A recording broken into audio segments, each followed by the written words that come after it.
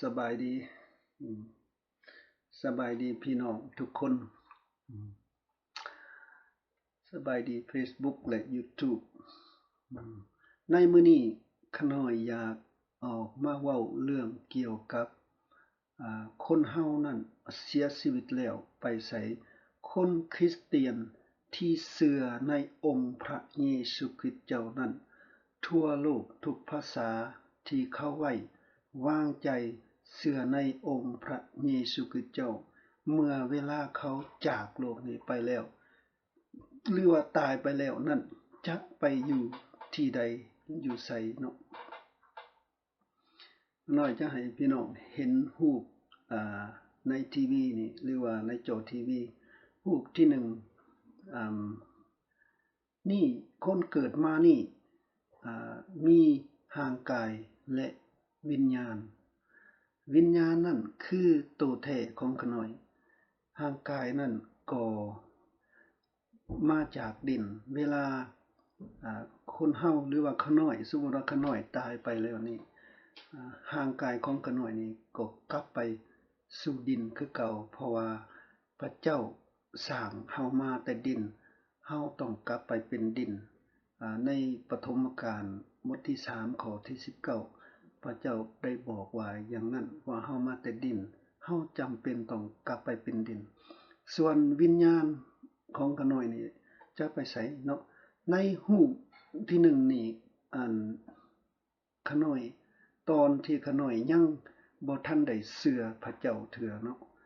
ยังบ่ทันได้เชื่อยังบ่ทันรู้จักองค์พระผู้เป็นเจ้าเทื่อในรูปที่1นี้ต่อมารูปที่2รูปที่2นี่พี่น้องจะเห็นอีกเพิ่มอีกรูปหนึ่งเข้ามาเนาะในเมื่อเวลาขน้อยมารับเชื่อในองค์พระเยซูคริสต์เจ้าในมื้อที่ขน้อยตัดสินรับเชื่อองค์พระเยซูคริสต์เป็นพระผู้ไถ่บาปของขน้อยที่ขน้อยเว้าออกมาในมื้อนั้น พระวิญญาณบริสุทธิ์ก็มาสถิตอยู่นำขน้อยฉะนั้นขน้อยจึงมีspirit body soul เนาะภาษาลาวก็คือพระวิญญาณของพระเจ้าและร่างกายและวิญญาณในเมื่อเวลาขน้อยเชื่อในองค์พระเยซูคริสต์เจ้าเวลาขน้อยจากโลกนี้ไปแล้วจะไปอยู่ที่ใดจะมาเบิ่งอีกรูปหนึ่งเนาะพี่น้องอาจจะเห็นในจอทีวีนี่มีหลายรูปเนาะในเมื่อเวลาขน้อยจากโลกนี้ไปที่เชื่อในองค์พระเยซูคริสต์เจ้านั้นขน้อยได้รับพระเยซูมาเป็นพระผู้เป็นเจ้าพระผู้ไถ่บาปขน้อยจึงมีพระวิญญาณบริสุทธิ์สถิตอยู่นำขน้อยเมื่อเวลาขน้อยจากโลกนี้ไปแล้วร่างกายของขน้อยแน่นอนอยู่แล้วต้องกลับไปเป็นดินไปสู่ดินคือเก่าส่วนวิญญาณของขน้อยเด้ตัวแท้วิญญาณนั้นที่ตายบ่เป็นเมื่อเวลาขน้อยจากโลกนี้ไปพระวิญญาณของพระเจ้าจึงนำขน้อยไปสู่สวรรค์ชั้น3ใน2โครินธ์บทที่5ข้อ8พระคำของพระเจ้าบอกว่าเมื่อคนคริสเตียนตายไปนั้นเขาจะไปอยู่สวรรค์ทันทีเลยบ่ต้องรอท่าอยู่ในโลกนี้ เมื่อเวลาขน้อยเสียชีวิตไปพระวิญญาณของพระเจ้าจึงเอาขน้อยไปอยู่สวรรค์ชั้น3อยู่นี่เห็นบ่เพราะว่าหยังเพราะว่าขน้อยได้รับไถ่บาปจากองค์พระเยซูคริสต์เจ้าแล้วจังซั่นเวลาขน้อยตายไปนั้นขน้อยฮู้จักเจ้าของสวรรค์และเจ้าของสวรรค์ก็ฮู้จักขน้อยเมื่อเวลาขน้อยตายพระเจ้าจึงเอาขน้อยขึ้นไปสวรรค์อย่างบ่มีปัญหาเลยถ้าสมมุติว่าคนใดที่อยากไปสวรรค์นั้นถ้าคนนั้นบ่ฮู้จักเจ้าของสวรรค์ก็ไปบ่ได้ก็ไปบ่ฮอดจักเทื่อ ยกสมุดถ้ามีคนใดคนหนึ่งอยากมาเยี่ยมยามเฮือนขน้อยถ้าขน้อยบ่เอาที่อยู่ให้คนนั้นก็บ่สามารถมาเฮือนขน้อยได้จนกว่าขน้อยลึงเคยเป็นเพื่อนกันเป็นหมู่กันเป็นอ้ายน้องกันและขน้อยจึงเอาที่อยู่ผู้นั้นก็มาหาขน้อยได้เพราะว่าขน้อยอนุญาตให้แล้วการไปสวรรค์ก็เหมือนกันต้องฮู้จักเจ้าของสวรรค์เจ้าของสวรรค์นั้นก็คือพระเยซูคริสต์เจ้าในพระคำของพระเจ้าในโยฮันบทที่14ข้อ6พระเยซูบอกว่าเฮาเป็นทางนั้นเป็นความจริงและเป็นชีวิตบ่มีผู้ใดไปถึงพระเจ้าได้นอกจากมาทางพระเยซูคริสต์บ่มีไปถึงพระบิดาได้นอกจากมาทางพระเยซูคริสต์เจ้าฉะนั้นมีทางเดียวเท่านั้นต้องผ่านทางพระเยซูคริสต์เจ้าถ้าบ่ผ่านทางพระเยซูคริสต์เจ้าเฮาก็ไปบ่ฮอดเพราะว่าพระเยซูคริสต์เป็นเจ้าของสวรรค์อยู่ในโลกนี้เป็นเจ้าของสวรรค์อยู่ชั้น3ฉะนั้นเฮาอยากไปเฮาต้องขออนุญาตนำเจ้าของสวรรค์ซะก่อนเนาะจึงจะไปได้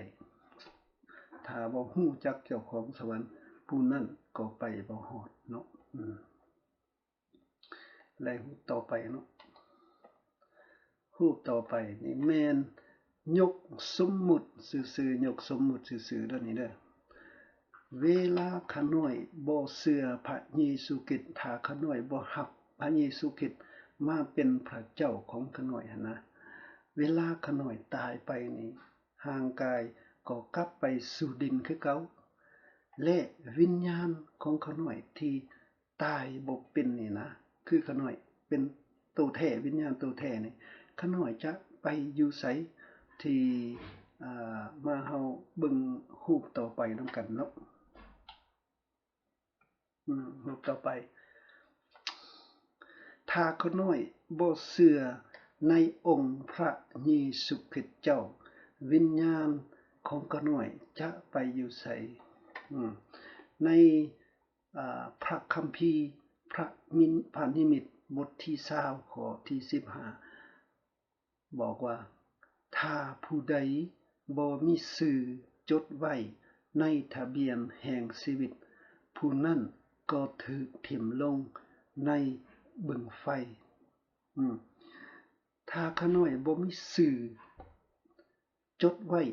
ในปึ้มของพระเยซูคริสต์อยู่เทิงสวรรค์นะขน้อยก็ถูกทิ่มลงในบึงไฟพี่น้องขน้อยจะสายให้เบิ่งว่าในบึงไฟนี่เนาะ ในมาระโกบทที่9ข้อ48มาระโกบทที่9ข้อที่48ในพระคำของพระเจ้าบอกว่าในที่นั้น นอนบ่ฮู้จักตายไฟบ่ฮู้จักมอดไฟบ่ฮู้จักมอดอันนี้ขน้อยที่สาธิให้เบิ่งว่าไฟนั้นมันร้อนส่ำใดพี่น้องจ้องตาเบิ่งคักๆอันว่าไฟอยู่ในที่ขน้อย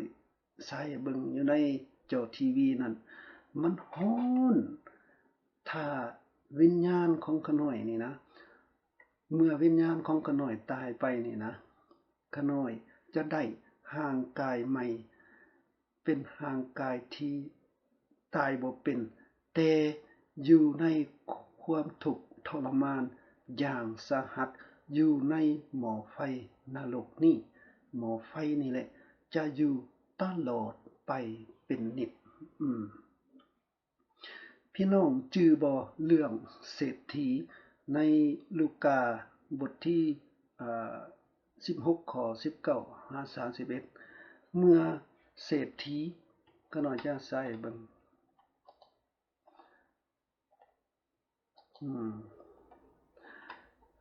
เมื่อเห็นบ่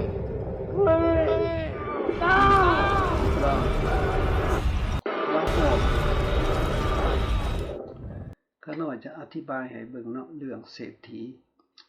เมื่อเศรษฐีกับลาซาโรเมื่อเศรษฐีตกนรกนั้นลาซาโรได้ขึ้นสวรรค์เมื่อเศรษฐีบอกกับอับราฮัมบอกว่าให้ให้ให้ลาซาโรนั้นเอาจุ่มน้ำในนิ้วมือและมาปะใส่ลิ้นของข่อยแน่ว่าอยู่ในนรกเนี่ยมันร้อนหลายเห็นบ่ในพระธรรมของพระเจ้าบอกว่า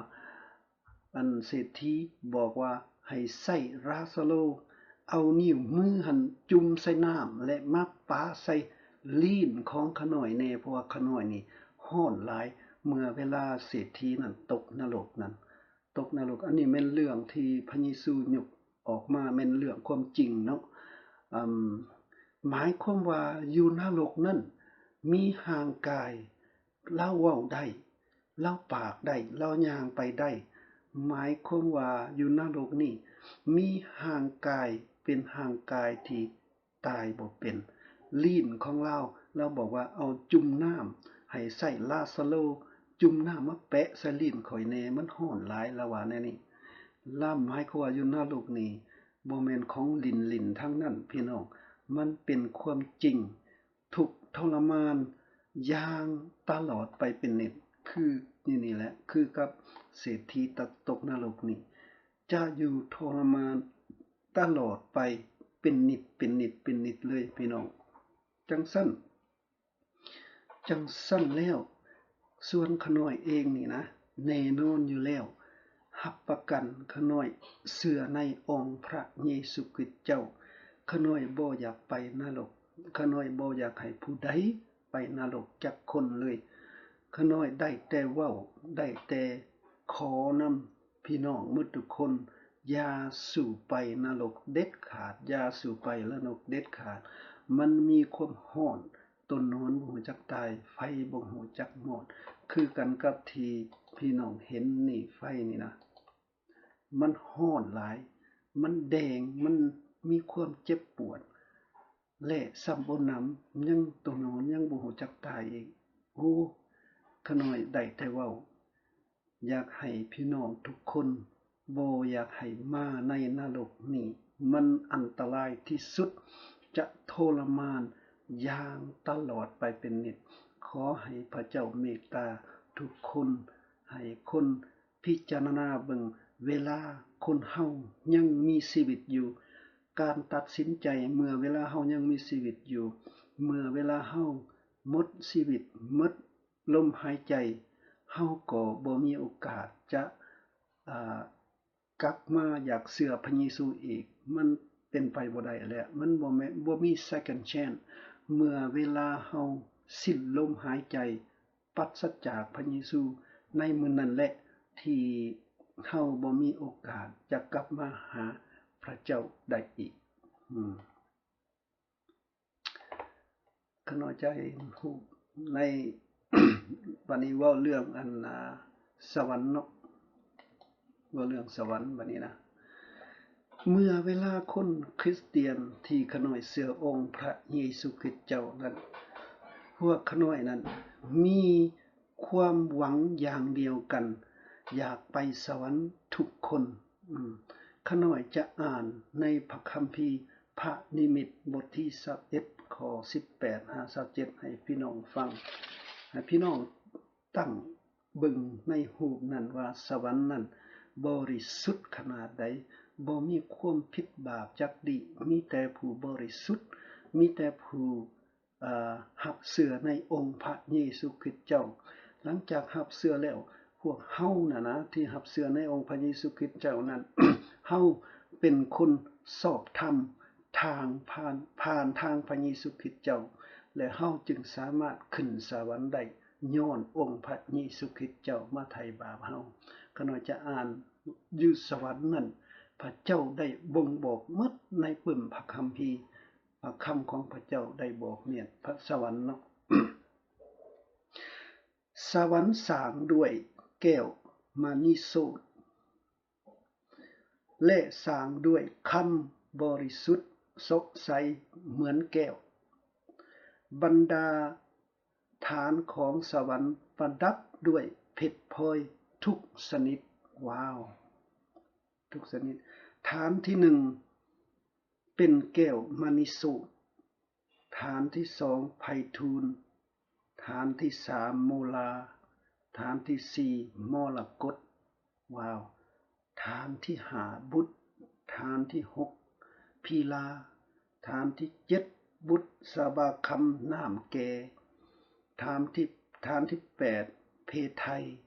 ฐานที่เก้าบุตรสาบาคำน้ำอ่อนฐานที่สิบยกฐาน11นินฐานที่12แมนเป็นแก้วเพไทยสีม่วงประตูทั้ง12นั่นเฮ็ดด้วยไข่มุก12หน่วยถนนเป็นคำบริสุทธิ์สดใสเหมือนแก้วว้าวถนนอยู่ในสวรรค์นั่นเป็นคำบริสุทธิ์สดใสเหมือนแก้วว้าวอยู่ในสวรรค์นั่นมีแต่เพชรพลอยสิ่งที่ขน้อยอ่านมาเลยขน้อยก็บ่เคยเห็นอยู่ในโลกนี้คำอยู่ในโลกนี้มีแต่99% 98%แต่อยู่สวรรค์นี่นะเป็นคำที่บริสุทธิ์หนทางนั้นเป็นคำว้าวหนทางนั้นเป็นคำว้าวดีใจขนาดแม่นไผแหน่บ่อยากไปขน้อยจะอ่านอีกต่อเนาะ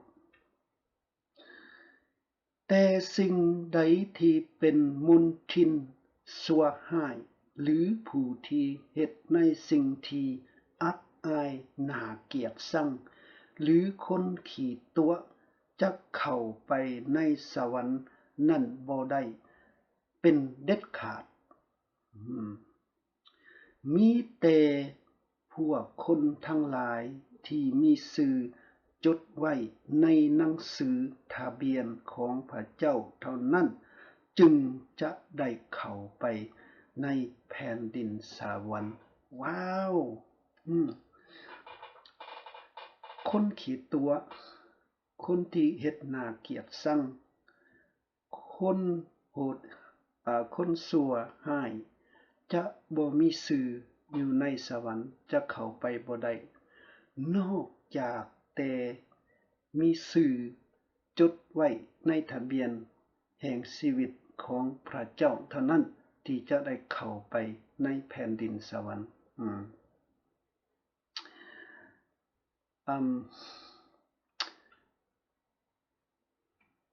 มีอีกตอนหนึ่งในอยู่สวรรค์อยู่สวรรค์นั้นบ่มีความเจ็บปวดบ่มีความตายต่อไปมีแต่ความสุขอันตลอดไปเป็นนิจบ่มีความโศกเศร้าบ่มีการร้องไห้อยู่ในโลกนี้มีหมดทุกสิ่งทุกอย่างความเจ็บปวดการร้องไห้มะเร็งแคนเซอร์ทุกสิ่งทุกอย่างโรคระบาดร้ายแรงและก็สงครามอยู่ในสวรรค์นั้นบ่มีสงครามบ่มีความเกลียดร้ายมีแต่ความรักมีแต่ความรักผู้ที่จะเข้าไปได้นี้แม่นต้องมีชื่อจดไว้ในทะเบียนแห่งชีวิตเหตุแนวใดจึงจดชื่อทะเบียนแห่งชีวิตได้ง่ายๆมีแต่รับพระเยซูเป็นพระเจ้าถ้าผู้ใดอยากรับพระเยซูให้ผู้นั้นเว้าตามข้าน้อยข้าแด่องค์พระผู้เป็นเจ้าข้าน้อยเป็นคนผิดคนบาปข้าน้อยได้เฮ็ดบาปต่อองค์พระผู้เป็นเจ้าขอโปรดยกโทษบาปให้ข้าน้อยเชื่อว่าพระเยซูมาตายสิ้นพระชนม์อยู่บนไม้กางเขนเพื่อตายแทนความผิดบาปของข้าน้อยมื้อนี้ข้าน้อยได้ตัดสินใจรับเอาองค์พระเยซูคริสต์เจ้ามาเป็นพระเจ้าของข้าน้อย ขน้อยอธิษฐานในพระนามพระเยซูคริสต์เจ้าอาเมนถ้าพี่น้องคนใดหากเว้าตามขน้อยพาเว้านั้นผู้นั้นก็ได้มีชื่อจดไว้ในทะเบียนแห่งชีวิตผู้นั้นก็ได้ไปสวรรค์นำขน้อยถ้าผู้ใดหากบ่ปฏิเสธถ้าผู้ใดปฏิเสธพระเยซูบ่แม่นพระเจ้าขน้อยบ่แม่นคนผิดคนบาปถ้าผู้ใดเว้าแบบนั้นขน้อยก็แสดงความเสียใจอันนี้บ่แม่นการตัดสินว่าจะให้ผู้ใดขน้อยบ่ตัดสินว่าจะผู้นั้นขึ้นสวรรค์ผู้นั้นลงนรกขน้อยเฮ็ดบ่ได้ขน้อยตัดสินบ่ได้มีแต่พระคำของพระเจ้าตัดสินผู้นั้นถ้าผู้ใดบ่มีชื่อในทะเบียนแห่งชีวิตผู้นั้นก็ถูกทิ่มลงในบึงไฟใน2เทสาโลนิกบทที่1ข้อ8ข้อ9เพื่อลงโทษผู้ที่ปฏิเสธพระเจ้าและผู้ที่บ่ยอมเชื่อฟังข่าวประเสริฐเรื่องขององค์พระเยซูคริสต์เจ้าของพวกเฮาเขาถูกทนทุกข์และได้รับโทษและได้ถูกทำลายตลอดไปคือถูกแยกจากองค์พระผู้เป็นเจ้าและจากฤทธานุภาพสง่าราศีอันหุ่งเฮืองของพระเจ้าว้าวถ้าแยกจากพระเจ้าไปแล้วชาวคริสเตียนเชื่อว่าถ้าผู้ใดบ่ยอมเชื่อในองค์พระบุตรของพระเจ้าคือพระเยซูผู้นั้นก็ถูกตกในบึงไฟนี่ชาวคริสเตียนเชื่อแบบนั้นเนาะส่วนขน้อยเองนี่ดีใจที่ได้ฮู้จักองค์พระเยซูคริสต์เจ้าดีใจที่พระเจ้าเอิ้นชื่อขน้อยมาเป็นลูกของพระเจ้าขน้อยมีความส้มชื่นยินดีเวลาขน้อยตายจากโลกนี้ไปแล้วขน้อยจะบ่ได้ไปอยู่ในบึงไฟนี้ขน้อยจะไปอยู่หม้องนี้หม้องสวรรค์ชั้น3อยู่นำพระเจ้าตลอดไปเป็นนิจเป็นนิจเป็นนิจขอบคุณองค์พระผู้เป็นเจ้าในมื้อนี้ขอให้พี่น้องพิจารณาเบิ่งพระเยซูทรงขึ้นมาจากความตายทรงมาไถ่บาปของพวกเฮาสาวก12คนที่เห็นพระเยซูตายบนไม้กางเขนเมื่อ 2,000 ปีผ่านมานั้นเขาเขียนไว้ในปึ้มพระคำของพระเจ้าเพื่อเป็นหลักฐานและเพื่อคนรุ่นหลังจะอ่านและเข้าใจคือขน้อยเองที่เกิดน้ำหลังขน้อยจึงฮู้ว่าพระเยซูขึ้นลงมาในโลกนี้มาตายแทนความผิดบาปของขน้อยเชื่อสาวกที่เขียนไว้ในพระคำของพระเจ้าเป็นหลักฐานและขอบคุณองค์พระผู้เป็นเจ้าที่เลือกเอาขน้อยมาเป็นลูกของพระเจ้าของพระองค์ฉะนั้นขอให้พระเจ้าอวยพรหมดทุกคนขอให้พี่น้องคิดเบิ่งเรื่องนี้เป็นเรื่องความจริงเนาะความจริงตายบ่เป็นขอให้พระเจ้าอวยพรบ๊ายบาย